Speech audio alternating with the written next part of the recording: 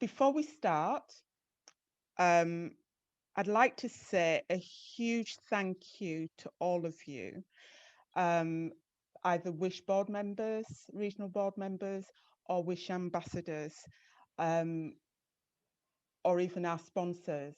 Thank you so much for everything that you do for Wish. Without you, we wouldn't have a Wish organisation, and we wouldn't be as big as we are. So every single one of you plays your part. So hopefully you all got your gift box. Is there anybody who didn't? Yeah, you all got your gift box. Well, enjoy. I have to say, I haven't got mine. I did receive my gift box, but I had to leave it behind because I've had to visit my dad. So I've got mine to look forward to. So please unpack, enjoy while we're all together. So what's going to happen in the next 2 hours? Well, first of all, you're going to hear from Nicola, who's going to do a brief discussion looking backwards at the past 22 years of how we started and how we got to where we are. Then we're going to hear from Helen, who is our new MD. So Nicola was the existing MD, and now we've got a new MD, Helen Gregg. And she'll introduce herself to you, and she'll tell you what's going to happen moving forward. And we're going to talk about the future. And you're also going to get a chance to ask questions of Helen, and I'll tell you about that. I think you'll be able to put questions in the chat box. We're then going to hear from our sponsors, and then following that, we're going to have a speaker, the wonderful, I've heard, Jeanette Jackson from Manchester Stress Institute. After we've heard from Jeanette, and you'll be able to ask her questions as well, we're then going to go into a good old-fashioned quiz in the like of a pub quiz. Remember, it's fun, no cheating, and we're going to work regionally. We're going to work together as a team, and we will enjoy ourselves. We will enjoy ourselves. So without further ado, I'd like to introduce somebody who that I am so proud to call my friend as well as colleague, Nicola Dibb. Nicola, the floor's yours. Can everybody hear me? Okay. I think we're going to ask you all to turn your cameras off while we have the speakers. So, which is going to be a bit weird for me because I can't see you nodding and smiling away. But anyway, we will do that.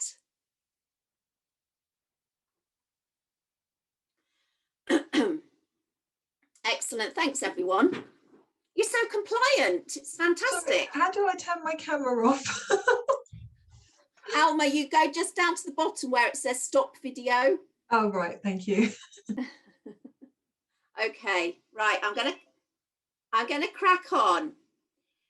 So some people who know me well will say that I don't reflect enough. So I'm focusing today on where I'm going. So I'm so focused on today, where I'm going and current problems. I don't take the time to celebrate how far I've come, or this evening, how far Wish has come. So I'm going to briefly take stock and remind myself and everyone here of the Wish journey so far. It's made me think of those tweets that you see, where it started and how it's going. I don't know if you've seen those. Well, how it's going is pretty good at the moment. And I'm incredibly proud to be handing over the reins to Helen Gregg, and she will be filling you in shortly, not only on how it's going, but how it's going to be going in the future as well. So get ready, Helen, with my slide. So back to where it started. I've always loved a logo, and this is our very first one from about 14 years ago. Don't we all look so young? This was taken at a very early Wish event. held in a fancy bar in a Conran restaurant in Soho. So yes, you've guessed it, wine and canapes were a key part of the agenda in those days. I can't remember why Deborah managed to dodge out of being in this photograph, but never mind, I have found another one of her from around the same sort of time. You've got that one. There we go. Look, fantastic. So, thanks, Helen. So how did the wish story get to this stage? Well, it was really motivated by my experiences when I started working after graduating with a housing degree back in 1990. I worked for various developers and contractors and was acutely aware that I was always the only female in the room. People probably can't even believe that that was the case, but it definitely was. I was called upon to make the teas and the coffees, to take the minutes, but never had the confidence back then to join the guys for banter down the pub. I felt excluded. I didn't like it very much, so I started to think what I could do. I found a book called The 7 Secrets of Successful Women. And this was a bit of a pivotal moment for me. When I read the book, it set out the differences between men and women and the way they communicate and navigate the corporate world.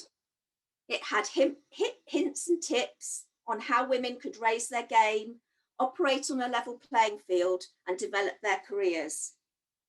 Now, 3 of these secrets that particularly resonated with me was: take time to understand the politics of an organisation, speak up and increase your visibility and make sure you get credit in the right places when you do something great, and thirdly, develop an effective network.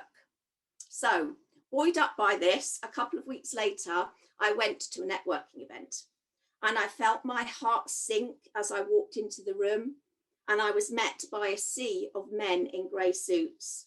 Confidence levels were not high. Now, at the back of the room, there was a small group of women, some of whom I recognised and some of whom that I didn't know. So I went over and we bonded over our experiences of being women in the housing and construction sectors. And so, thinking back to one of my 7 secrets, I said to them, I wondered casually, whether they would like to get together another time to have a chat and to get to know each other better. Everybody was extremely keen. It was a new challenge for me, a new project. Having met Deborah by this stage, I roped her in and pulled in her network of contacts and my own network of female contacts. And we organised several informal get-together in London in various bars and pubs. Yes, you can see a bit of a theme emerging here. Now, flipping forward to the night of that photo shoot, it was quite a turning point for Deborah and I, because after we took those photos, we developed our logo and even got a very basic website built. Our friends and contacts started suggesting that maybe next time we organise something where we could get a speaker to join us. So we started to think that that was a pretty good idea. What I really remember fondly from those times is the sheer passion and enthusiasm from all the women that were coming to our little events. Women from the private sector, the public sector, women who wanted to connect with other women, laugh, share stories, women that wanted to learn new skills and be inspired by hearing from others about their story, their challenges, and their struggle to make it in what was then a very male-dominated industry. There was nothing else around like Wish. Welcoming women from every corner of the sector, we were a completely new concept in networking. So we tested the water further at an event in Brighton with some of our supporters, because at that point we didn't have subscriptions. We basically relied on money given to us by sponsors, solicitors and contractors and other consultants. We asked everybody, would they be prepared to pay to come to our next event if there were always speakers? And what sort of topics would they like covering? How can we start to encourage more younger women into the sector? How can we encourage and support more women to reach senior positions and to really change the male culture in organisations? Their reaction was overwhelming. And Wish grew and grew in popularity and relevance. Women wanted to come to our events to feel supported and to enjoy the vibrant mix of people from all disciplines. They wanted to come to a networking space that felt safe, where they could be themselves without being judged on their opinions because they were female. I'm hugely proud of the journey that Wish has been on. Of course, there have been challenges along the way, difficult conversations, disconnected regions, difficult phone calls, but I kept going. I kept going through all those sleepless nights and upsetting situations that I tried not to take personally. I never gave up. I had to succeed, and failing was not an option. I believed in my ability to pull things round, but I could only do this because I knew I had a strong, encouraging team behind me. I wasn't prepared to let certain people and events derail what I believed in. I didn't want them to put anything in jeopardy that I had worked for so hard over the years. And talking about hard work, I couldn't have done any of this without Deborah's support.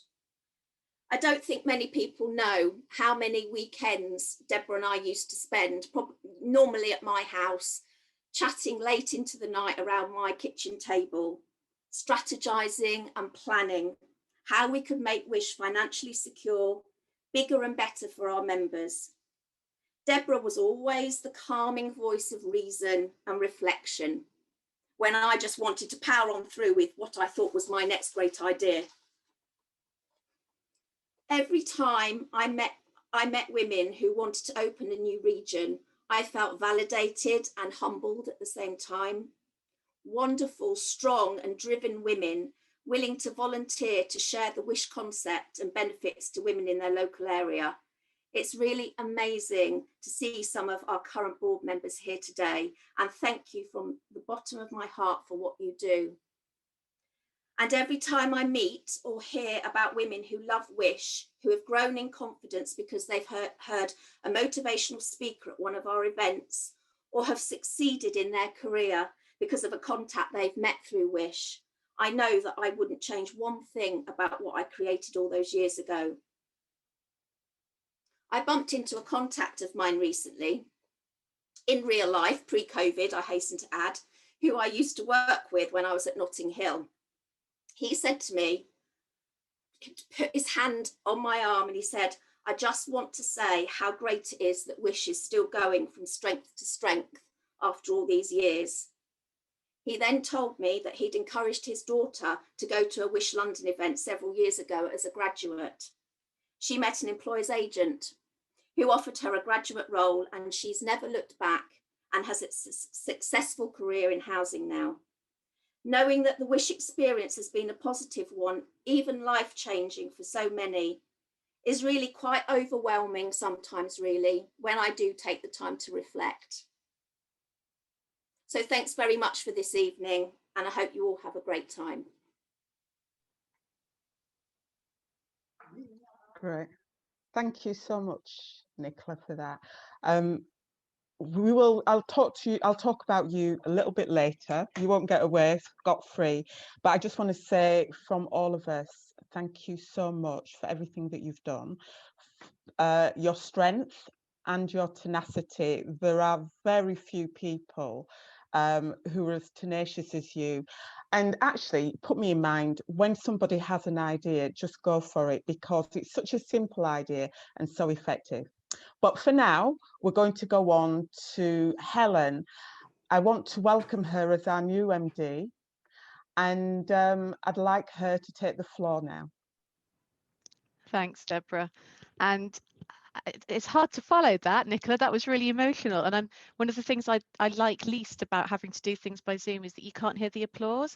In my world, I was absolutely clapping that. So thank you.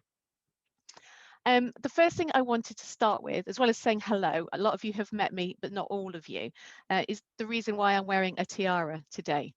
And it's one of the little tricks I have in my world. I started off today in a really bad way. I went out on my bike thinking I was being very healthy and good, and fell off. So I'm actually quite stiff. And so if you see me later, I'm not dancing, I'm doing a robot. It's actually because of that. And actually, it's one of the tricks I have to make myself feel better, is just put a little bit of bling on, make myself feel better. So that's the answer to the question, if anyone is wondering why on earth I'm wearing a tiara this afternoon. So getting back to the point, one day I wanted to tell you a story to start with. One day during early lockdown, I got an invite, and it was from someone I knew a little bit. We'd got on brilliantly when we met and had about 6 months of pre-COVID working, and then the world changed. The invite was for a weekly hangout with a bunch of women I didn't know, all of whom worked in the housing sector, and I was intrigued. Did I go? No, hell no, I didn't go. This wasn't a wish group, but it could have been. Perceived wisdom would have us believe that an organisation built around an historically real-life pastime like networking will not survive a pandemic, as we're all living through.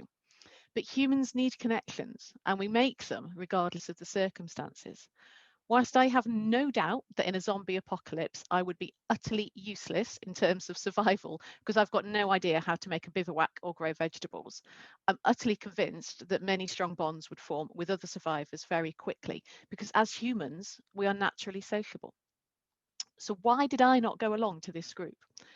I was too busy. I didn't know anyone other than my initial contact. I had enough social Zooms going on, and I didn't need to.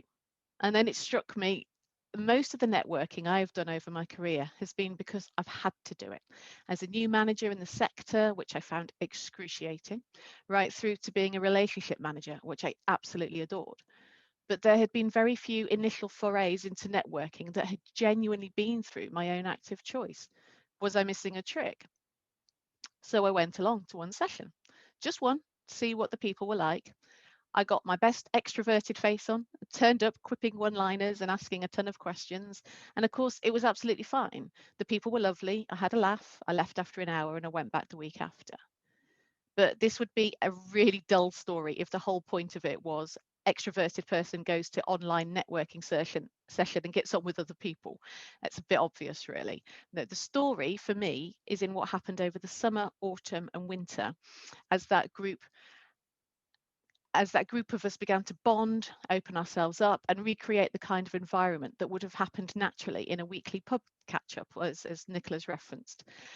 We are all senior women in our own right, doing extremely different roles, and yet every single one of us has either a current or recent example of pretty horrific gender-related bullying. Several of us have shocking stories that you just wouldn't think would still happen in a modern UK workplace, but clearly do.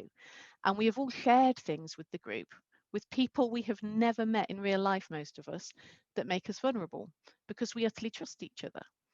There have been business opportunities, job changes, relationship difficulties, childcare nightmares, pregnancies, nutrition and dieting advice, recipe swapping, exercise classes going on in the background, footwear advice for virtual awards ceremonies, which is very important, health issues, real anxiety about people's relatives seriously ill with COVID, deaths of friends and family members, gift boxes being shipped to us within the group, and support with job applications. And the list goes on. Advice has been given, received and ignored, alcohol drunk, but not by all of us, because it's not about that. But it's the realization that ours is not a unique experience, but something all too common. And that group in a virtual microcosm represents to me the entire point of networking. Wish is not about a glass of wine in a nice bar. That's just the delivery vehicle in a normal time. Wish is about facilitating every single woman who works in the housing sector in the UK to meet their people, the ones who are going to listen when there's a problem, give advice to be acted upon or ignored, receive advice from because it's not a one-way street, develop new business opportunities with, offer jobs to sometimes, and allow to be vulnerable without judging or taking advantage of. And just because the bars aren't open yet doesn't mean this can't still happen. Many of you know I completed an MBA in 2018. Fewer of you will know that my management project was a business plan for a members club for women. For me, there is something severely lacking in the plans to create a genuinely positive world where men and women can just be themselves if we don't recognise the natural networks that exist for men that don't exist for women, which enable men and don't often enable women. How many events designed for social mixing happen at lunchtime or in the working day? We've tried really hard with this one to straddle both sides of it, by the way, before anyone says that. When I had young children, I wasn't going to CIH in Manchester for 2 nights. I wasn't going to Chamber of Commerce dinners. Evenings were sacred when I was at home, and I was usually too exhausted to stay up beyond 8 o'clock anyway. It took a single dad to point this out to me, I'm ashamed to say. And thinking about it, the reason I think I hadn't clocked it was because I just assumed as a woman that that wasn't a route that was open to me. How many men do you know who by the age of 35 have taken 2 years out of their career to have 2 children, or a gap year at 50 to care for an elderly relative? Personally, I know none. I know there will be some, that's great, but if you do know them, here's another question. Did they choose to come back to a lower level job than they were capable of doing because it happened to be part-time and that was their priority? I'm absolutely sure they exist, but my point is that many women experience these systemic challenges, but it's still a lottery as to whether we operate in the right environment to overcome them. A network of other women provides the right people, guaranteed, because we're all different. We all have our own unique set of experiences and advice. And when we meet someone experiencing something outside of our sphere of understanding, we usually know someone who can benefit from that or learn from it ourselves. Just being around other people with similar experiences to ourselves can lead to revelations that it's not an isolated incident to be ignored, but something that needs dealing with. This is how we grow and this is how we flourish. But let's not forget about that point about confidence I mentioned. Most people I know would describe me as a confident person, yet I didn't want to go along to a group of people I didn't know. We're all in danger of thinking we can get no more out of networking, or that we don't want to push ourselves outside of our comfort zones. But the benefits of that group of amazing women has really helped me, even sometimes just giving me the confidence to say no to something because I knew they would have my back when I told them, and they would be righteously angry with me for being asked in the first place to do something like that. We know that networking is not just for senior people. In fact, it's probably more important for people who are not in senior roles, but still important for those who are. For the majority of women in entry-level roles in the housing sector and coming back from periods of absence or changing careers to come into the sector, though, who immediately goes to networking as the way to develop and grow professionally? I love Nicola's reference in her talk about the fact it came from a book as an idea. It can sound scary and it can sound like it's more for more senior people than us, and it can sound like it's for I'm just people on with more another ambition than us, call at the moment, but but I can it's take not, this. and we know that. Um, Deborah, sorry, we can hear you. Sorry. But it's not. Every single one of you as board members for Wish knows that. And you give up your time to encourage people to get involved, to be right there with them when they come to their first meeting, to introduce them to the right people and link them in, to check in with them. And that's what's so important to our members. So thank you.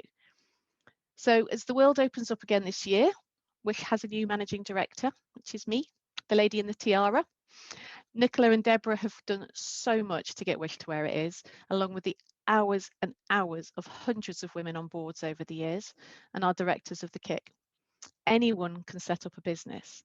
It only succeeds if there is a need for it, and Wish succeeds because it's very much needed still. And I aim to build on that work, developing Wish in line with the world we now find ourselves in. Online is here to stay. Real life will return too, of course, but for many people, there is a recognition that online can play a critical role for busy people in allowing us to participate without having to really leave the house. We need to get the message out about what networking really is, like the group I found, and how Wish is the network for women in the housing sector, cutting across the private and public sector to ensure every woman can be the best they can be. And we need to encourage more people to join because there are too many women out there still who aren't benefiting from the networks that we've all got. The reason we exist is because we want a housing sector where everyone can flourish. Our part of that is using networking to promote equality. And my plans for the next few years are to make that happen. Thank you.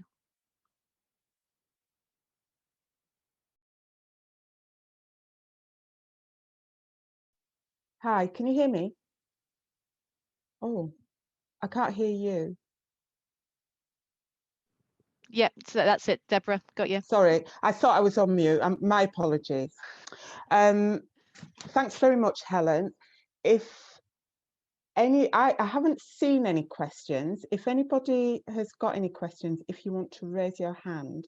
If not, if you want to think about what Jacqueline Helen has. asked a question. Yeah, there's a question in the chat, Deborah. Okay. Shall I read it? Yeah, please do. Okay. Princess Helen, welcome and congratulations on your appointment. Thank you for the insightful stories you shared. Question: what do you see as one of the biggest challenges for Wish in a post-lockdown world for women, say over the next 2 years? What do you think we can do to support you to embrace this challenge? That's amazing. And Jacqueline, I love you already. Thank you for the princess comment. That's amazing. I think one of the biggest challenges for Wish in a post-lockdown world is that there is starting to be a lot more competition from our perspective. And so I think there are a lot of other groups springing up and they haven't got the USP that we have got. So we have still got an advantage, but what we're going to have to do is be very clear about what it is that we do, and what we do is networking, and we do it really, really well. But there is still too much of a belief that networking is only about the business contacts. It's so much broader. And do you know what? I think as a woman, what I found is that the business comes after the relationship. And I know traditional networking the networking is the business comes first and the relationship develops. But a lot of the women I know, the relationship comes first and then the business follows. And actually, that's what we do really well. We create environments to bring women together and they create relationships and the business follows. Sometimes it doesn't, and that's fine, because actually, the bigger your network, the more opportunities there are. So I've just seen Tracy's comment in the chat. That's great, thanks Tracy. And I think that's been so important to me, because you just don't do business with somebody you don't trust, somebody you don't respect in that way. And I think that's what we offer, and we offer that really, really well. But I think we've got a job to do to get the message out there that that's what networking really is. It's not standing with a glass of wine in a bar with a group of people you don't know, going up and saying, "Hi, I'm Helen," and feeling a bit awkward about it. It's us creating great environments so people can come along for the first time, the second time, feel really welcome, and then relax, be themselves and make those relationships, and then everything flows from that. So and in terms of what you think to support us to embrace this challenge, just keep being amazing. I think the role you all do as board members is so important, especially in real life, and in some ways actually online is quite hard as well. Making new people feel welcome, getting them along in the first place, make them feel welcome, give them that comfort zone. That's so important. Thanks very much for that, Helen. I'm going to ask you one more question. Well, no, there are two questions. I'm going to just keep it to these two questions, and if anybody else has a question, if you just hold on to that, and we'll see if we've got time later. So the first question from Hazine is, how should Wish attract more ladies to join us, and where do you see us in 3 years' time? And then the second question is, how do you think we can get younger women involved? So you've got two there. Fantastic. And I've just seen the time, so I will be relatively quick, but I think they're great questions. I think they're quite related as well, actually. I think the way to get more people to join us is to let them know about us. And that might sound incredibly simplistic, but if we get our message right about who we are and what we're offering, and then we get the message out there to people, I think there are more and more people who are recognizing the benefits of this network. It's been disappointing to me, I think, since I came into role, at the number of people I speak to who still don't know about us, or who do know about us and don't have the right understanding of what we offer. So one of the big pieces I'll be doing over this next 12 months or so is working with the KIC board to be very clear about what our message is and then how we market it to get that information out to people.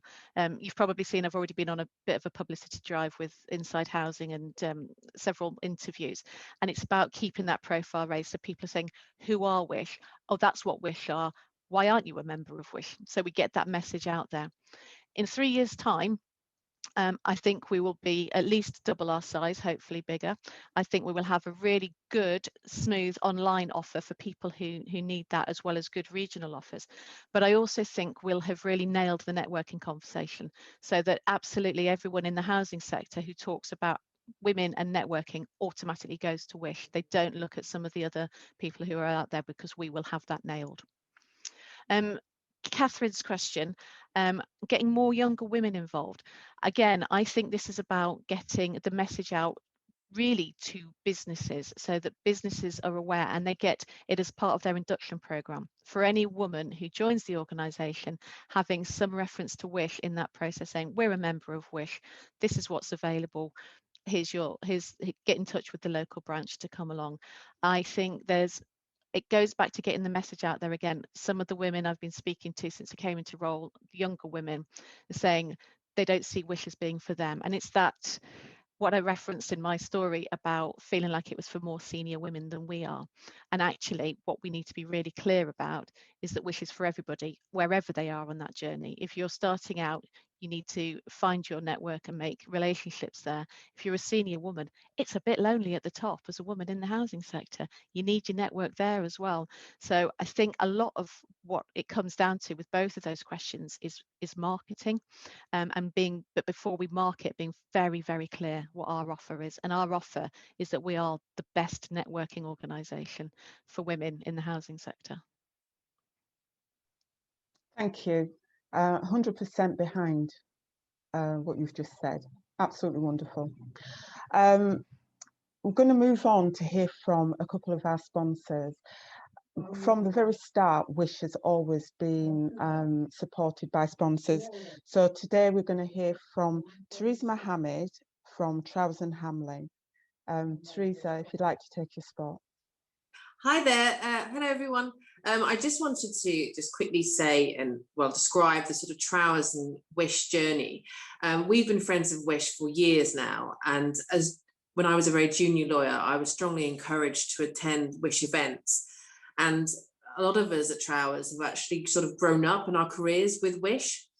And it's been a really brilliant journey to see how developed Wish has become. And actually, the other organisations that I'm involved with on a voluntary basis, we look to Wish as our example.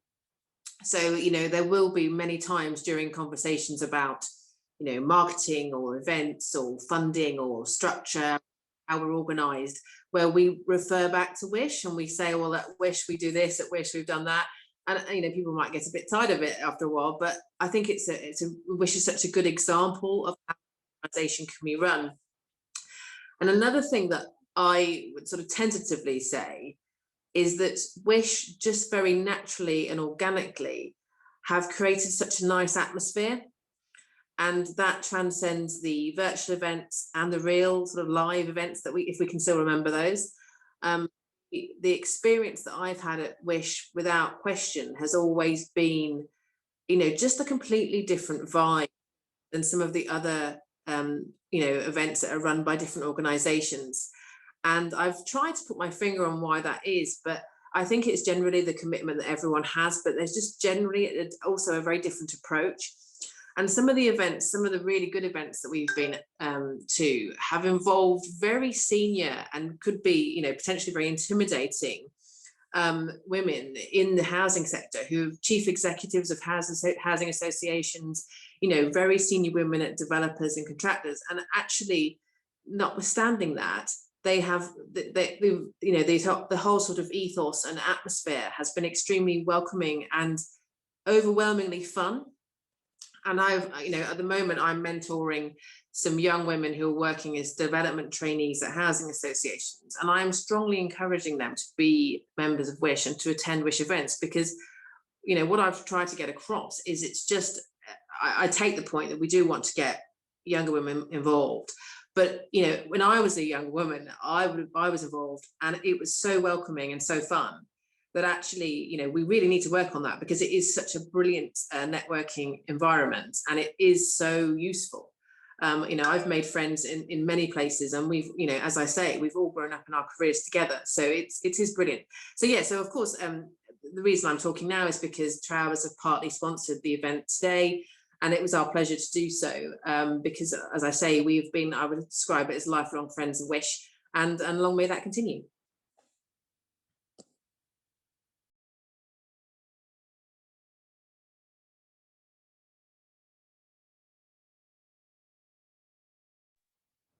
I think Deborah's just unmuting. Yep. Yeah, sorry, took a while to do it. Teresa, thank you very much for that. And yeah, perfect sentiments. Trowers are lifelong friends, and you've been a really great support throughout the journey, really. The next sponsor that I'd like to introduce you to is Alma Sheeran from Greenacre Consultants. And you're a more recent sponsor, but still treasured and still, you know, fantastic to work with you. Alma, if you'd like to unmute and take the stage. Hi, thank you. Sorry if you hear some noises in the background. My dog is desperately trying to get my attention down by my feet. So yeah, I mean, Greenacre Recruitment have been sponsors of Wish for a long time, and we've only just really developed the consult side of things. So we were keen to sort of sponsor this event today and just introduce you a bit about what the leadership program is and what Greenacre Consult does. But on a personal level, I just wanted to thank Nicola and the rest of the Wish team, our lovely Eastern Region Board and members, and also the wider Wish community for the opportunities and the friends we've made and the connections we've made. And we've really benefited on a personal level from being involved in Wish so far. So long may it continue. I just want to share my screen with you if I can. Can everybody see that? Yeah, we can. Okay, great, thank you. So if you don't mind, I'm just going to quickly sort of give you an introduction to what we do now at Consult. So my role, I'm Alma Sheeran. Obviously, a lot of you do know me from being involved in Wish for quite some time now, and I am the marketing and comms lead for Greenacre Recruitment and Greenacre Group, and I'm now part of the Greenacre Consult team on a support level. I've been with Greenacre for about 3.5 years, and I'm a board member of Wish East, which is the lovely Eastern region that we set up with Nicola and the rest of the Eastern board, who are fabulous, just wanted to say. And we've also been involved in Wish South East, and they're an absolutely awesome bunch as well. So it's been great to have that level of involvement with all you wonderful ladies so far. Greenacre was formed in 2011, and our reputation's really always been built around working together with organisations to identify and attract the best talent in the industry into our housing teams. And as the organisation has evolved, Greenacre Group has formed, which alongside the existing recruitment division now has Greenacre Consult, which is a leader developership consulting service. So let me just explain who we are.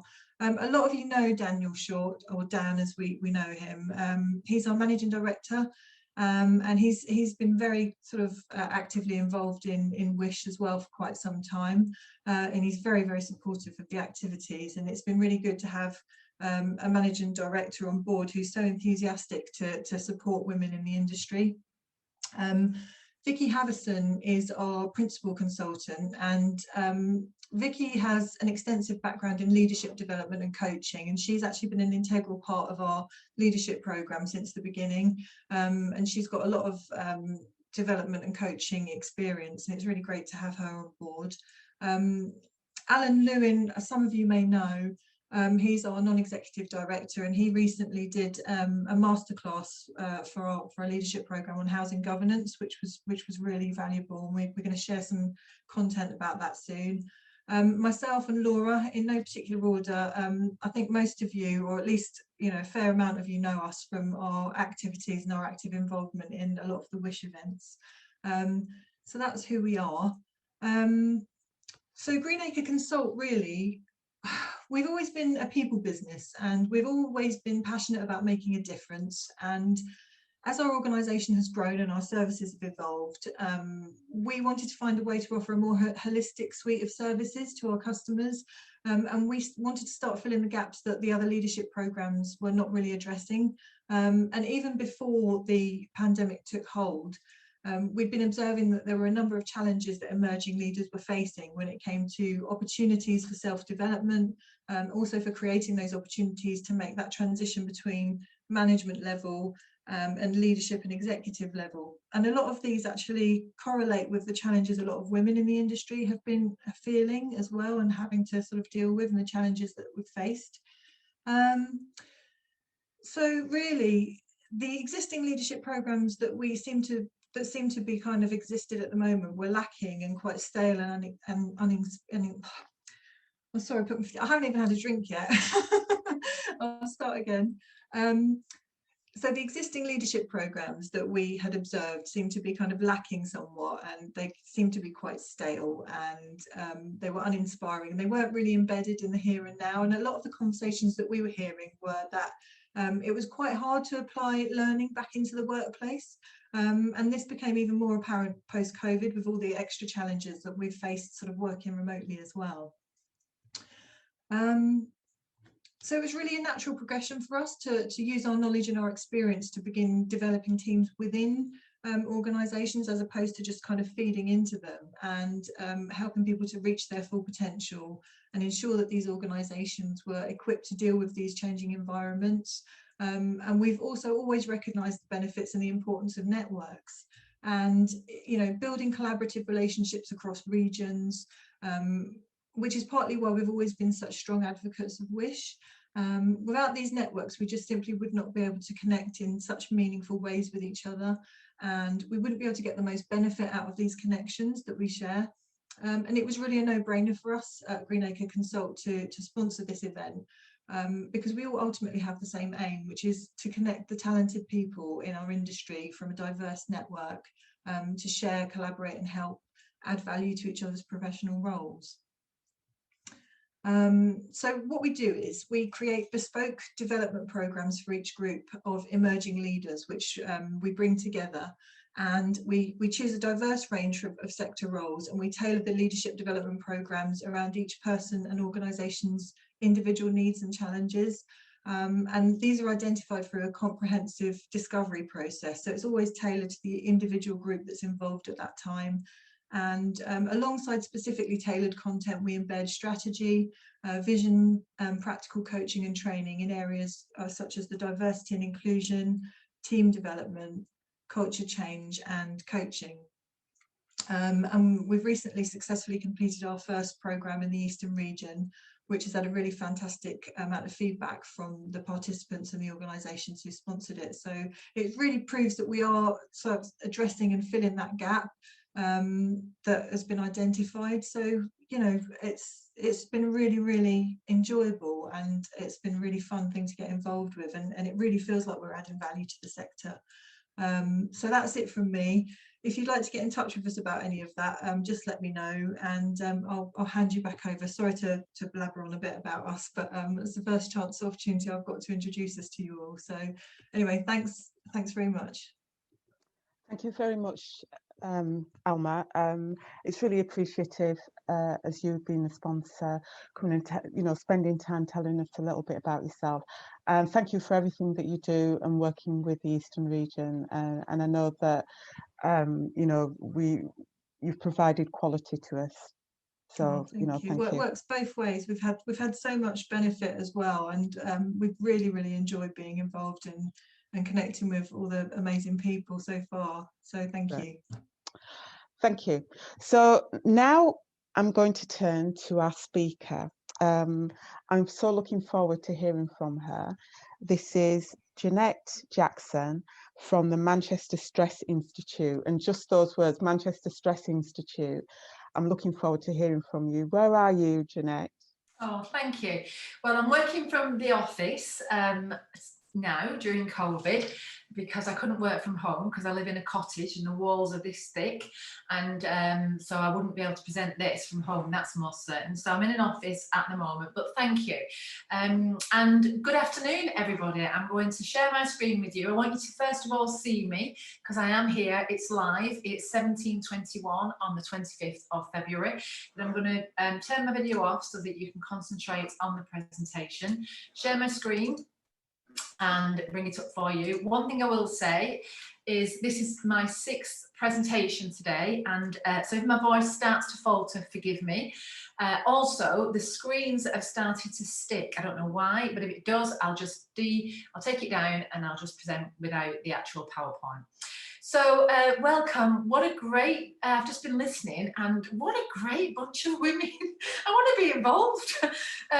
How wonderful. And honestly, Deborah, the word treasure, oh, what a great word. And do you know, it's interesting because I'm a great believer, as a biochemist, this is me, that words have a resonance and a vibration. And just hearing that word treasure, we treasure you, even though, you know, you're new to this organisation. The words vibrate inside your head and create happy chemicals. So this is me. I'm a biochemist and I'm a sports scientist. So I'm an expert in what happens to the body and the brain when we are working under stress and duress. As a sports scientist, my expertise is about how to help elite athletes, and in that we add the corporate athletes, i.e. you, how to perform optimally at your best working under pressure. That's what we do. We have a whole leadership program helping people in senior positions to really perform at their best when they're working under huge amounts of pressure. So at Manchester Stress Institute, we've worked with many housing associations. We do a whole host of resilience workshop and training, mental health first aid, you know, stuff around anxiety, panic attacks, performance nutrition, and a massive amount of digital content as well. So we'd love to work with you, and most certainly it would be great after this. I've mentioned that we'd love to contact you on Twitter, and if you're on Instagram, I am Nutrition by JJ. You will see my dog, just a warning. So I've mentioned that we work with housing associations. We've been working with them for 2 decades and we have fantastic relationships. I think the more that you you know, get to know your organisations you're working with, the greater the trust, and you know, the better the relationship is. So we've been working a long time. And what I've observed, particularly I would say over COVID, is that we are experiencing now, I would say, an unprecedented, and that word is being used a lot at the moment, but an unprecedented level of exhaustion. People are absolutely fatigued. I think in the first lockdown, people were really trumping to go, come on, we can get to the end, we can get to the end. And then come on, we can get to Christmas. And then when the 3rd lockdown came, people just put down the baton and said, I am done. There's nothing left in me. I am exhausted. And what we know is this, is that there is a link between chronic inflammation, stress, and the brain. And psychological chronic stress is associated with the body losing its ability to regulate the inflammatory response. And when we have low-grade inflammation within the system, you will never feel energized and you will never feel fully well. And also as well, linking that into the nutrition, you know, you will not be able to fully absorb and optimize healthy foods that you might be eating. So starting with this kind of understanding that stress creates a low-grade inflammatory response, it's really important to understand that every single thought you are thinking, your brain is listening to. Your organs are listening to, your heart is listening to. How do you think that if you disturbed a burglar in your home, your heart could start beating without it being able to listen to your brain? So one of the key things that we do at the Manchester Stress Institute, and we have a hypnotherapist that does this for people, is de-associating challenges and stresses from the executive brain so that you can function really well under pressure. So, and I wanted to start with a little bit on stress because it's really important. I think you can't separate stress from nutrition. And we have 3 primary hormones that are involved in stress. And these are them: cortisol, epinephrine, and DHEA. My screen has just stopped. And cortisol is a long-term stress hormone. So if you're experiencing chronic stress or long-term stress, or there's something going on for you that's been going on for a while, then cortisol levels can rise. Epinephrine is a short-term stress chemical. So we experience stress that's real. You might be about to bump into somebody's car and bang your brake on, and that'll be a short-term stressor for the body. And epinephrine is a short-term stress chemical that is released immediately. Absolutely. I mean, I can't even tell you the speed at which it's released. But the good news about that is it's metabolized quickly as well. Cortisol, on the other hand, lingers, and this is the one that's at the basis of disease, inflammation, and all that kind of stuff. Thankfully, we have a recovery hormone, and that recovery hormone is DHEA. One of the challenges we have is under long-term prolonged stress, our DHEA goes, well, it's in its boots basically. We lose the ability for the body to manufacture a recovery hormone for us. So it takes longer and longer for us to recover from stressful situations. And what happens there as well is that we then have an initiation with our vitamin profile, and it just crashes. And one thing that I'm always talking about when I'm working with organisations is oftentimes it's easy to come in to do some health and wellbeing work with your staff that are really interested in health and wellbeing, but it's the ones that are less inclined to engage in wellbeing that often need the most help. And I've yet to meet one person in all the work that I do, even working with elite athletes, that doesn't want more energy. So a brilliant place to start on a wellbeing profile for staff is helping them with more energy. Because here's one of the things that we also know is there are 5 nutrients that you may be deficient in during long-term stress, and that's vitamin D, very important right now, chromium, calcium, vitamin C, and magnesium. So if you are experiencing low mood, depression, you know, real fatigue, you wake up even tired after 8 hours sleep, then you may be deficient in vitamin D. Sugar cravings, poor memory, poor concentration are very much linked to sugar swings and chromium deficiency. Calcium is very, again, linked to depression, cramps, muscle spasms, poor sleep. Vitamin C, deficiency in that, poor immune system, just constantly can't quite recover from illnesses. And magnesium is very much associated with fatigue and sleep issues. So what happens, and this is my observation, is when somebody's deficient in these nutrients, a collection of these nutrients, what can happen is they feel so wretched and so tired and so fed up that they end up doing this, which is emotional eating. And I feel exhausted, let me eat. I feel tired, let me eat. I feel stressed, let me eat. And there can be a whole rake of reasons why somebody wants to change the way they feel. And of course, when we feel like that, we're not inclined. I've yet to meet one person who, you know, emotionally eats celery. We want chocolate, crisps, and cakes and biscuits. And of course, that only lasts a short period of time because then we start feeling guilty and then we beat ourselves up. What I will say is there's a really good book by Dr. Tim Cantor, and he wrote a book called Depression, The Curse of the Strong. And he talks about how people that succumb to stress are often the ones that are the strongest. They're the ones that keep going under duress. The ones that are really reliable. You can give them something and they will perform. They're very diligent. They've got a strong sense of consciousness and a real strong sense of responsibility. And they'll just keep going until they drop. But these people are also sensitive, maybe easily hurt by criticism, or maybe you know, the self-esteem really matters to them. So, you know, I really do think that stress can be the curse of the strong. And I love this man. And I don't know if you recognise him, but he is Sir Charles Darwin. And he says, in terms of evolution, it's not the strongest of the species that survive, nor the most intelligent. It's the species most responsive to change. And you and I need to change the way that we are living and the way that we are eating to enable us to survive and thrive through this COVID pandemic. So what we essentially have to do is adapt.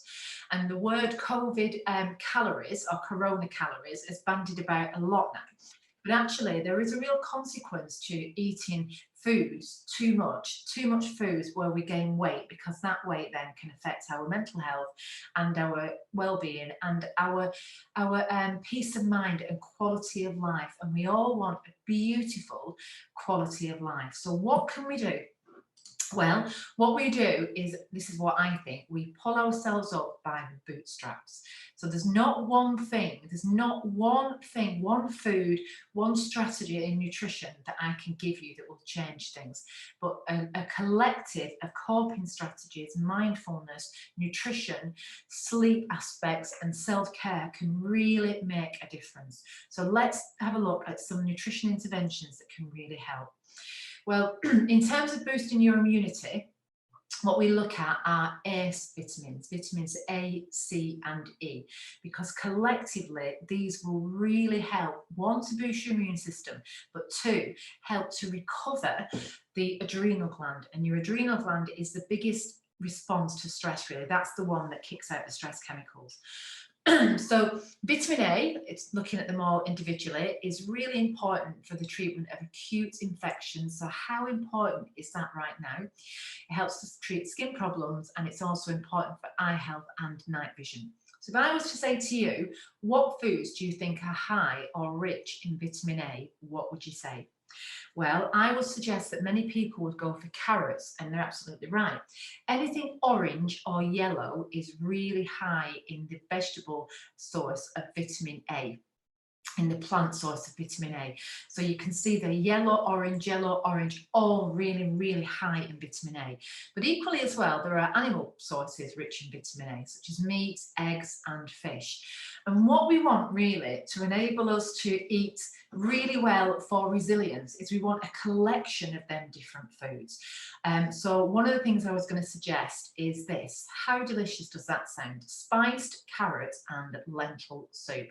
And it looks delicious. It is delicious. If you want a copy of that recipe, then please do email me and I will send that through to you. You don't have to eat it as a soup. You can have some salmon on some pulses with some carrots and asparagus. Collectively, that is rich in vitamin A, or even something like this. So choosing foods that are rich in bright yellow and bright orange foods are going to really help your body to treat infections and a recovery aspect, and that will help to boost its resilience. In terms of vitamin C, what we're looking at is this helps to promote wound healing. It protects from viral diseases. Vitamin C protects from viral diseases, so that's so important, and it also helps to keep the tissues strong. So if I was to say to you, what foods do you think are rich in vitamin C, what would you say? Well, I'd imagine most people would say citrus fruits such as oranges, limes and lemons, and you're quite right. They are, but just look at the bottom of this slide. Look at broccoli. Broccoli is really high in vitamin C, as is spinach. Spinach has a good amount of vitamin C. And look, cayenne peppers. So what about a spinach and broccoli soup with peppers? And what I've also done to increase the protein profile of this soup is add some butter beans. So again, if you want to email me, I'm happy to send you a copy of that recipe there. But what we want is we want a collection of different foods that offer really nutrition math, so that collectively they really can help. And all of these together are anti-inflammatory foods. And so when we make a smoothie with these, we can see that they're rich in the right fats, phospholipids for the brain. So our brain is 70% fat. It's made of 70% fat. And these fats help with the electrical conductivity across the brain cell membrane. So they help you to think. And when we all know, I'm sure, that when we're experiencing stress, that memory can become a problem, and you know, people can really suffer with memory. But you can also see it's rich in iron, so iron helps to transport oxygen. It oxygenates the tissues, and it will make you feel really so much more energized. And also one of the things that we do, look at that food, that looks so amazing. And one of the things that we do on the menopause workshops that we do a whole host of different menopause workshops, menopause for managers, we do menopause mentors, very similar to mental health champions. And we know that the Mediterranean diet for the menopause can really make a huge difference to women's experience going through all the different transitional periods of the menopause. But you don't have to take vitamin C in that way. You can do a whole host of different aspects such as this, and pop some fish on. I'm not great, I don't have a lot of time to cook. I'm sure you don't have a lot of time to cook. So fish parcels are the way forward for me. Piece of fish, some onions, some garlic, some rapeseed oil, some fresh vegetables, pop them in the oven, and then, you know, bingo, you've got a very quick and easy dish. So we talked about vitamin A, we talked about vitamin C. Now let's talk about vitamin E. Vitamin E is absolutely crucial for immune health. So anybody that succumbs to any kind of infections, you know, including COVID, really, vitamin E is very important. It helps to prevent degenerative diseases. So it's very, very important for brain health. Also for cardiovascular health, and may be a very important protector against cancer. And what vitamin E does, it stops the cells from getting damaged by stress. It's a very complicated process, but just in simple terms, it stops the cells being damaged by stress, and therefore then it eliminates the proliferation of chronic diseases. And we do know that stress is at the basis of most chronic diseases: cardiovascular health, diabetes, cancer, angina, strokes. So anything that we can do to protect the cells is crucially important. But you don't, so how about one of these kind of soups? So a spiced sweet potato soup that's really rich in vitamin E. Email me and I will send you the recipe. So nutrition can be very powerful. There's no doubt about that whatsoever. And I've only just given you a very brief snapshot there. But I think if we get to the stage where people are feeling quite exhausted through stress, and they are having, you know, 8-9 hours sleep a night and still waking exhausted, then there's a space there to take some adaptogens. And adaptogens are almost like vitamins and minerals, really. And what they do, they act like a mini stress vaccine. And they can really help to increase resistance to stress, the body's resistance to stress. They mobilize and help the adrenal glands to recover. So they help to reduce exhaustion, and they can support the recovery of the mind and the body. So if you're thinking about taking an adaptogen, you might want to look at something called ashwagandha. And ashwagandha comes from a plant. It's completely natural, but it's a brilliant adaptogen to support adrenal function while you're going through a particularly stressful period. So that's just something that you might want to have a look at if you are, or if you know somebody who is experiencing that. But I thought I'd also mention a few other supplements as well that are, I think, are very relevant for now. One thing I will say at this juncture is I am always food first. Where can we get the nutrients from the natural sources? However, I do think that occasionally a supplement program can really work. So let's look at some supplements that will help to boost resilience and mental health. So one of the first ones I would say is some kind of acidophilus, a gut bacteria. And this is because we have trillions and trillions of bacteria inside the human gut. And the human gut is a space, it's a void, if you like. And if we don't fill that with good bacteria, then bad bacteria will proliferate. And we actually manufacture vitamins and minerals in the gut. We manufacture vitamin K and some B vitamins, and they are all about energy and you know, kind of releasing the energy in the food that we eat. But also as well, I'm sure many of you are aware that we actually manufacture neurotransmitters in the gut as well. And one of the most primary neurotransmitters that really does help to boost resilience and support mental health is serotonin. And 90% of serotonin is made in the gut. So if we have a low-grade inflammatory response in the gut due to stress, then you know, you're never going to manufacture the serotonin that you need. So an acidophilus and a vitamin D3 vitamin would be of great support, I think, right now. Then I thought I'd mention zinc. So there's real scientific evidence that shows that people that experience anxiety can suffer from, people that suffer from anxiety can be deficient in zinc. And that is really gathering evidence now, and really gathering some pace actually. So again, zinc could be something that you might want to look at. Always essential oils, you know, omega-3, omega-6, omega-9 to help feed that brain. I've told you that the brain is, you know, 70% fat. It needs the right fats to enable it to work optimally. Excuse me. And then some kind of multivitamin, just to give you that kind of support going through a difficult time. And then maybe if somebody is experiencing low mood above and beyond what would just be, you know, a low mood in terms of everyday to-day circumstances we experience, then something like 5-HTP can be of great use. That stands for 5-hydroxytryptophan. It's a precursor for serotonin, and for some people that are experiencing low mood, it can be a fantastic thing. I would just say one quick thing is that anybody who is on any form of antidepressant wouldn't take that, because it does feed into serotonin, so you wouldn't take that. I will tell you that we are actually we're doing a pilot project in April, and we would love your help.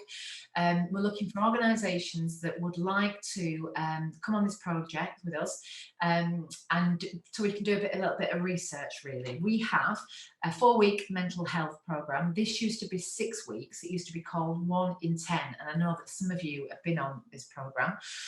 The 1 in 10 programme was a 6-week programme, but now due to COVID, we have chopped that down to 4 weeks. And it's all about, you know, boosting resilience, boosting mental health, and, you know, getting you really, really performance ready. And so we're looking for organisations that would be interested in putting staff on this. There is a cost, but there's a discount for you all, to see how well the 4-week programme fits and what modifications we might need to make going forward. I'm conscious of the time, but I just do want to talk about proteins before I finish. I'll finish in about 10 to 6, if that's okay. You cannot speak about improving resilience without talking about protein foods. And the reason for this is that every single neurotransmitter, and the neurotransmitters that we manufacture are made in the brain, and primarily in the brain, and we have inhibitory neurotransmitters and stimulatory neurotransmitters, and these stimulatory ones help you to think, they improve cognition, memory, focus, and the inhibitory ones help you to feel more relaxed and peaceful. And in fact, the 4-week mental health programme is very much designed around all of this. And then in terms of proteins, all proteins are made from amino acids. We have essential amino acids and non-essential amino acids. And if you don't eat the essential ones, then you're just not going to think, because they make the neurotransmitters that we think. We don't store amino acids, so once they've gone, they've gone. And then also they're directly related to mood and to sleep. So I think that we often shop habitually. And so if you are used to buying the same foods week in, week out, then I would strongly, strongly recommend that you make some changes to the type of shopping that you do, and really include some protein foods in your diet. I'm just going to drop the slides a little bit, because I want to just jump ahead to some slides I want to finish on. So bear with me a second. I just want to finish on these slides. So I've mentioned vitamin D. What I will want to say is that for anybody that is at the moment vulnerable in terms of COVID, vitamin D is so important for us right now that the government are giving free vitamin D to anybody who is vulnerable. So if you know anybody, please ask them to contact the GP, and their GP will signpost them as to how to get that. If you're not vulnerable, I still recommend a vitamin D supplement, because once it's been absorbed and metabolized in the gut, the process of it going around the body, it acts as a natural antibiotic. Very powerful. And we also know that vitamin D can really help with chest infections and the recovery from chest infections. So very important right now. But I also want to just touch upon final few slides about the gut, and that we are more than bacteria. We are more bacteria than we are human. I've already mentioned the fact that we manufacture neurotransmitters in the gut, but there is a gut-brain axis, and these two talk to each other. And so the gut influences the manufacture of neurotransmitters in response to stress, anxiety, and behaviour. And the brain, likewise, influences the gut in terms of its ability to absorb and to develop a really healthy microbiome. So when the gut microbiome becomes dysregulated, we can generate and develop really chronic diseases such as diabetes, obesity, and so forth and so forth. So one thing I just thought I'd talk to you about is, maybe trying some flax seeds. I do this every single day. Every day I do this. So you can see here on the left, these are flax seeds in their normal original form, and flax seeds are really rich in essential fatty acids that help to feed the brain. But equally as well, they're absolutely fantastic for the gut, and they help to reduce inflammation in the gut. So you can see the ones on the left are dry, and the ones on the right have been soaked just in water. And what happens is when you soak flax seeds, the husk separates and they swell, and in swelling it releases the natural oils within the seeds, and they become very viscous. And when you swallow them, what happens is they naturally exfoliate the inside of your gut and help to remove putrescent material that can stop absorption and really affect the natural microbiome. So that's something you wanted to do. You would go to anywhere you would buy them from. Flax seeds and linseeds are the same thing, they're just a different name, and you can get brown or you can get golden. They're more or less the same. There's negligible difference between the two. And then what you do is you get a cup and you put, or a glass, you put 2 tablespoons of the dry seeds into a cup like this, and then you soak them and you cover them. As you can see, there's some floating at the top there. Cover them with double water and then a little bit more because they're going to swell. So here's how to do it. So you put 2 tablespoons in a glass, cover with water, leave in the fridge overnight, and then in the morning I just put a spoon in, a tablespoon, give them a stir, and then I take 2 tablespoons just in my mouth. But you might not like that. I'm used to it. So you might want to add them to smoothies or to porridge or to all bran. But I tell you, honestly, the difference you will find in your gut from taking just that one small intervention. I would just say at this point, you do need to make sure that you're really well hydrated, because obviously you're putting seeds in your body, and they will take some of your water if you're not really hydrated. But I just thought I'd leave you with that just to show you how they help. I just want to take something you can just see. So that's what happened, you see. So you put them in like that, and then overnight, once you soak them, they swell and they fill the glass, and you take 2 tablespoons until they've gone, and then just set that up every day. Okay, so that's me. I'm going to be very kind and finish on time. If there are any questions, I'll put my, I'll unshare, wait a second. So I'll stop the share and I will get my camera back on so you can see me. And if there are any questions, I'm very happy to take some. Let me see if I can find something. All right, we'll feed them through to you, Jeanette. Okay, great. Yeah. Jeanette, I just want to thank you for that. That's amazing. I had heard about you from our Yorkshire region because you did a workshop on the menopause, I believe. Yes, we did. And they really raved about you, and now I absolutely know why. Oh, so thank you so much. The comments that you've been getting through have been, you've been confirming what other people have been going through and some of their experiences, and B, people are just saying that it's relevant right now. Oh, well, it really is. And I think, I'd love to we work with a whole host of housing associations. The more the better. We really understand your very specific needs and requirements. I think it's quite a unique, kind of workspace really, and we understand that. So yeah, please email me, drop us a line, especially for this pilot scheme, any organisations, that starts in April. So if you're interested in that. So that was the first question. How can we find out about the 4-week mental health programme? Yeah, so if you email us, email us info@Manchester Stress. It starts in April, so we've not got a lot of time to get that set up. But I tell you, some people have already done it, like Jane Atherton, if you know Jane Atherton, and Lynn did it years ago. You're on Lynn Clayton. We've been doing it for a long time, but we've modified it for COVID, and it's amazing. Brilliant, thank you. One question that has been asked is, do you need to take vitamin K with the vitamin D? Do you need to take vitamin K with the vitamin D? I would say not necessarily, no. I think vitamin K is manufactured in the gut. So start with the linseeds. I would start with them, maybe try an acidophilus so that you can initiate your own gut health. But the thing is, at Manchester Stress, what we do, I'm a scientist, the majority of our consultants are scientists. So what we do on this 4-week programme, by the way, you see a hypnotherapist privately. Because we have to tackle stress in the brain. That's where it starts, and then it filters down to the body. So, private one-to-one, you get 4 private one-to-ones with me on that program, so really private work together.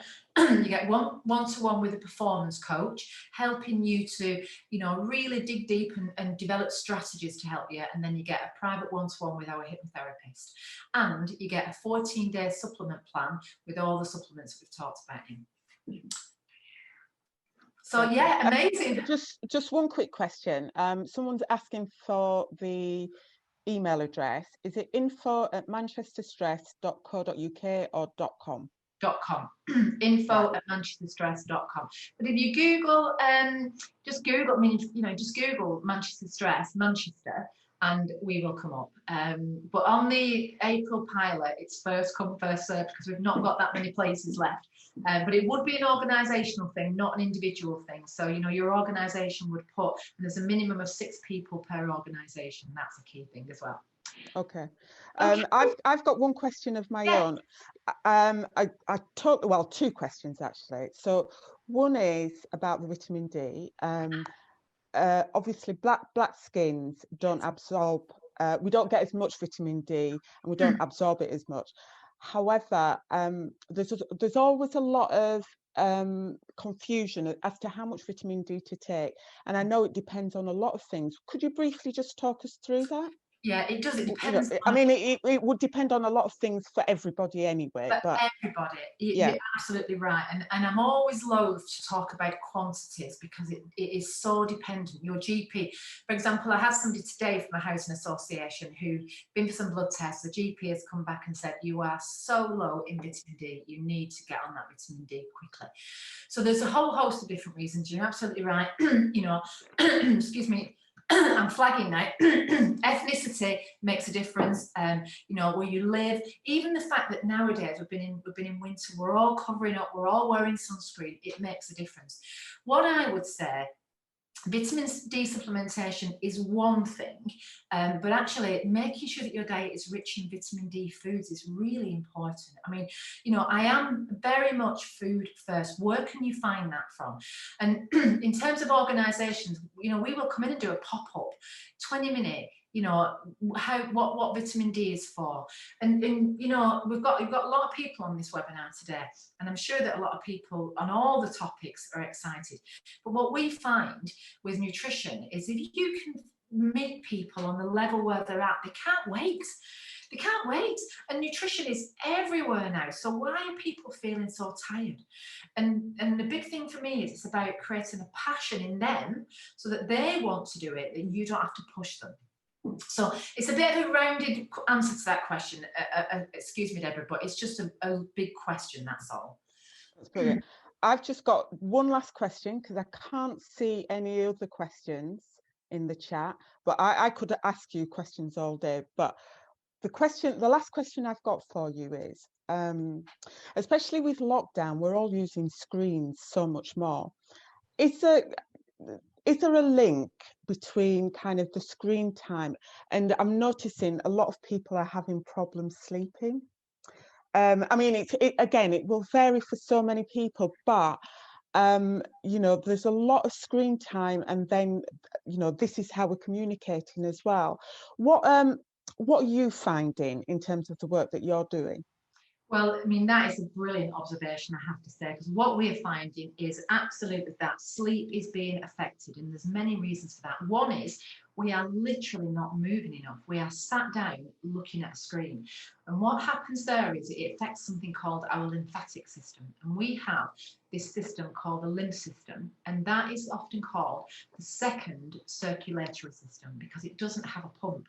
So it's transported around the body by the blood. And we aren't moving enough to get our circulation going, to get this lymphatic system cleansing. So what's happening is we're going to bed with raised levels of cortisol in our muscles. We're tight, we're tense. And then we're going to bed and we might stay asleep for the full evening, the full night, but then we still wake up saying, blimey, I'm shattered. I slept all last night and I've got a stiff neck, I'm tired, there's so much going on there. One thing that I will say to you that is that I've been doing since lockdown, and I'll tell you, and I'll share it with you. If you email me, I'll share it. I've been doing eye yoga, because we're looking at a screen. I'm sat all day like this looking, that's my depth of vision. And this eye yoga, and it's only takes 6 minutes, and you do all these exercises from right to left to up to down, and all that. Oh, it's been phenomenal. And again, you know, I'm happy to share that. So you're absolutely right. I would say it's a collection of sitting down, looking at a screen, the bright light affecting the melatonin production. We do a whole webinar, an hour-long webinar on sleep and nutrition, you know, because it is really important. Brilliant. Thank you so much. Someone has asked if the recording will be available. Yes, it will. And because people have been trying to take notes and scribble them down. So thank you very much. Oh, thank you. Enjoy your pub quiz and have a good time. See everybody. Bye. Bye. I'm just wondering, can we put Nicola on the screen? Hi, Nicola. Hi. Are we able to... Hold on. Yeah, hi. Yeah, hi, Yeah. Hi, thank you. Right, so Nicola, this is my time now. I get to speak to you as my friend and colleague. Right, I'd like everybody to show themselves if they can.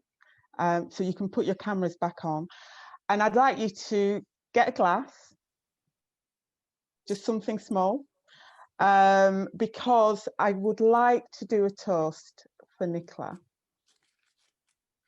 So are we all there? I can't see everyone, but let me go to gallery view. Yeah, show. Yeah, we've all got. Oh, brilliant, Judith, you're a star. Judith Common. I like the bottle. Yeah, well done, Judith. Yeah, and Emma Hansen and Emma George. You've both got your bottles out as well. Right, thank you very much. Right. I just want to say to Nicola, thank you so much. Number one, thank you for having the idea. We all have ideas, but you had the strength of character to follow through your ideas. It's amazing, isn't it?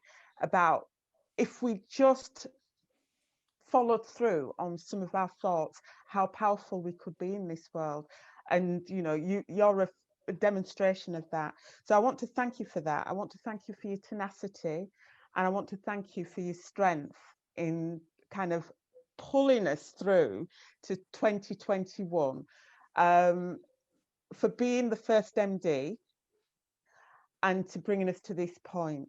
I know that it is a team thing. It isn't just a Nicola thing. It is a team thing. But Nicola has been an amazing member of the team. She isn't going anywhere, or she's not going far. She's still going to be on the Wish board, and she will be contributing, I hope. You're not going to go away that easily. So I'd just like to raise my glass along with everybody else and say thank you so much, Nicola, for everything that you've done.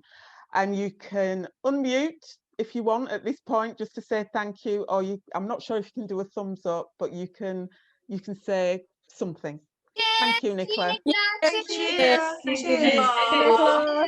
Cheers, Nicola. Thank you, Nicola. Much Thank you, Nicola. appreciated. All the best. Oh, Right. thanks so much. Right. Right, we've got one more toast to do. So this toast is for all of you guys, because whilst we have a board, a central board, and the board, you know, I am really grateful for the board of women that we have, that we've gelled, we've come together. I think it's a fantastic team that really feeds off each other, and we're doing good work. But behind our board is all of you guys as well. And so I want to raise my glass to you guys, and I'd like you to raise your glass to yourself and to everybody else here, and for those who aren't present. Thank you for all the work you do, and thank you for being there for Wish. Cheers. Cheers. Cheers. Cheers. Brilliant. Everyone. Cheers. Cheers, everyone. Yeah. Right then, thank you for that. Right, so I think it's now time for us to move to the quiz. So, Fantastic. Wonderful. Brilliant. I think that's everyone back again. Deborah, so over to you for the answers. Okay, how are we doing this? Am I just giving the answers and then afterwards asking the scores of the regions? Yeah, I think if you can go through the question, read the Yeah. question, read the answer, somebody from each region, if you can make a note of what the score is as you go through. And then at the end, we'll ask everyone to post the region you're from and the score that you got. So just maybe the chair or one person from the region to do that. Post it in the chat. In the chat, yeah, and we can have a look and see who was clearly cheating and who's won. I can't post in the chat because my posh portal won't let me do that, so I'll just have to blab it out. Is anyone else like Rose or Elaine? Elaine, I can see. Is Rose on? No. No, Elaine. Elaine is, yeah. I've got the answers. Oh, you've got the answers though. Okay, we'll just have to come to you. You can go last, Lynn, and then just take the highest number. Brilliant. Sorry, Okay, Deborah. are we ready to go? Yeah? Yeah, go for it. Okay. So round one, wish upon a star. So question number 1. In what year did Nicola D set up Wish? Sorry, if someone's can you mute if you're not muted? Yeah. Thank you. Right, so in the question number 1, in what year did Nicola Dib set up Wish? The answer is 1998. Question 2, how many UK Wish regions are there? The answer is there are 9. Question 3, name one of the sponsors for this event. And you should be shocked if you haven't got this. Greenacre, number 1, 2, Trowers and Hamlin, and 3, Connect In. Question 4. London was the first region for Wish, but what region was the second? The answer is the Southwest region, and there is a bonus point if you know the name of the person who set up the Southwest region. And the name is Joe Savage, a really good friend. Question 5. How many logos has Wish had in its existence? We saw one of them today because Nicola had it on her presentation, and you should know that we have a different logo today, but all in all, Wish has had 3 separate logos. So moving now to round 2, All My Sisters. Question 1 of round 2. In what year did women get the vote in Britain? Hope you all know this. It's 1918. Right. Oh, yes, sorry. 1918, if you were over 30 and you qualified because you owned property. But 1928 was when we had equal voting rights with men. So there are two answers there, 1918 or 1928. Question 2. In what year did women get the vote in Switzerland? Now you may be surprised, but the answer is 1971. Now I did not know that. Question 3. Beyonce was born and raised in which US city? The answer is Houston, Texas. Question 4. Who was Time magazine's Man of the Year in 1952? Remember, the round 2 is all my sisters. So who was Time magazine's Man of the Year in 1952? Well, it was Queen Elizabeth II. Question 5. Which was the first country in the world to have a female prime minister? It was Sri Lanka, and in those days it was known as Ceylon, and her name was Sirimavo Bandaranaike, I think, and that was in 1960. Sirimavo Bandaranaike. Okay, moving through to round 3, and this is general, no less. Question 1, round 3. Who sang the famous song Walking in the Air in the film The Snowman? It was Peter Orty. Is that right? Well, Yeah, it's again, it's another one. Everyone thinks it's Aled Jones, but he didn't I sing it in the did. film. He released it afterwards. Oh, right, there you go. I love the fact Megan was sat there looking really sage and nodding at that, going, I knew that. Okay. Didn't know the next. Knew that he didn't sing it though. Peter Orty didn't sing it. Who said that? I thought someone said something. Anyway. Sorry, Megan. Just agreeing with Helen. Oh, okay. Yeah, cool. Question 2. Name the 7th continent. So we have Europe, Asia, North America, South America, Africa, Oceania, and the last one is Antarctica. Hopefully you got that one. Question 3. How many US presidents have been impeached twice?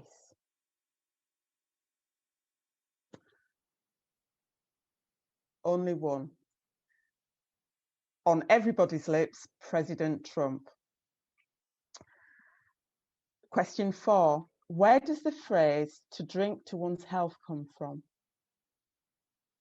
Now, I didn't know this. Ancient Greece.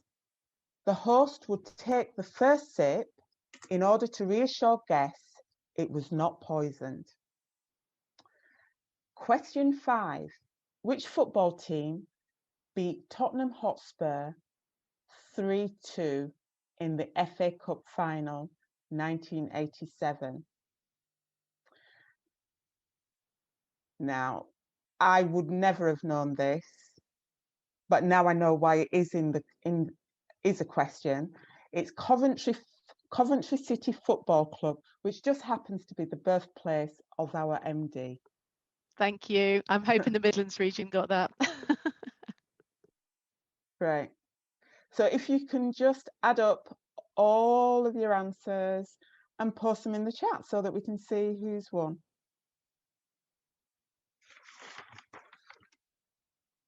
Okay. I hope you all enjoyed that. I mean, it was just a little bit of fun. I believe we're going to try and do something in the year, a bit further on in the year. Is that right, Helen? Am I speaking out of term now? I'm just filling in time. Nothing's planned. It's all right. Oh, right. Okay. But the results are coming in. Oh, okay. Scores on the door. Okay. Have a look. Lynn, I love Lynn. Okay. Old school. Right. So Midlands 7. Let's have a look. I'm having problems queuing this. I don't know if you can see. Midlands 7. Oh, yes. So do you want me to read them North out, East. Deborah? I can Yeah, see. please. Okay, so we've got with 5 points, we've got Wish East, Wish Northwest, Wish Southwest. I think that's everyone with 5. Then in second place, or joint second, I should say, with 7 points, we've got Yorkshire and Midlands region. Then with 8 points, we've got the North East and North Wales. Oh, lovely. And then second place looks like, Melissa. oh, and sorry, with the 7 point is, oh no, we have got the Midlands as well. Sorry. We haven't got London. Where's London?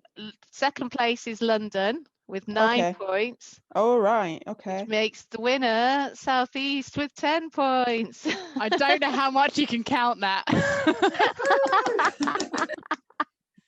I don't know how legit that is. So for the avoidance of doubt, we were chatting too much. So I had to take a photo of the last 5 questions and message it to the WhatsApp group where Shirley and Sarah are there that gave you the last question. So for the avoidance of doubt, it's not a clean win. It's a little bit of an unclean win for the just, you know. It will do. I feel like Tracy and Melissa. Melissa. It'll go down in the record books. I mean, as long as it's doing that, then everything I said previously, take it away. Yeah, we won the Guinness Book of Records. I'll take it. Oh, you should see the chat, Mel. Oh my gosh. London are not letting you have that. They can have it. You know, it's my gift to you. I just want to thank everybody for the input. I want to thank you for all being here. We've come to a close. It's 6:30, so we're finishing on time. I don't know if some of you have got to make tea for some other little person or big person. So thank you again. You're all fabulous. You're all fantastic looking, and you're awesome. And I hope you've enjoyed it. It's the first one that we've done. Do you know, we've been talking about doing something like this for years, and the issue was always about location. Where was the best location? In the north, in the south, in the Midlands? If we did it, you know, if we did it in this area, these people would find it difficult. And then, you know, look at this. We've been able to do it. We've been able to use virtual, you know, the internet, and we've got, I don't know how many people have attended. I think it was over 60 at one point. So thank you so much for your time. Thank you for your effort, and I look forward to seeing you again. The next one. So if you weren't, well, you don't know if you were, but just smile again. Amazing. Thank you so. Thank you, everybody. It's been great to see you, and hopefully we'll do this again. Take care. Thank you. Thanks, everyone. Bye. Bye. Take care.